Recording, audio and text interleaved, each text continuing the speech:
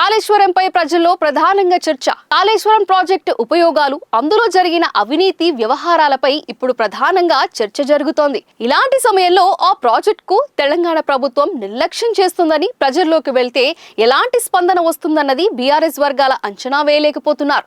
ప్రస్తుత రాజకీయాలు పూర్తిగా మారిపోయాయి. కేటీఆర్ వ్యక్తిగత దూషణల రాజకీయాలకు ప్రాధాన్యం ఇవ్వడంతో ఇప్పటి వరకు ప్రాజెక్టులు, అభివృద్ధి వంటి అంశాలపై చర్చ ప్రారంభం కాలేదు. ఇప్పుడు కేసీఆర్ ఆ టాపిక్ ను డైవర్ట్ చేసి ప్రాజెక్టుల అంశంపైకి మార్చాలనుకుంటున్నారు. బీఆర్ఎస్ పరిస్థితిని మెరుగుపరచడమే లక్ష్యం. రోజు రోజుకు బీఆర్ఎస్ పరిస్థితి దిగజారిపోతుందని కేసీఆర్ కు క్లారిటీ వచ్చింది. ఆ పార్టీ వర్గాలు అంటున్నాయి కూడా. కేటీఆర్ సారాధ్యం, కవిత సొంత కుంపటి తరహా రాజకీయాలతో ఆ పార్టీలో గందరగోళ పరిస్థితి ఏర్పడింది. అన్నిటికీ మించి ప్రభుత్వంపై సోషల్ మీడియాలో బూతులు తిట్టించడం మినహా ప్రతిపక్ష పాత్ర పోషించిన దాఖలు లేకపోవడంతో ప్రజల్లోనూ స్పందన కనిపించడం లేదు.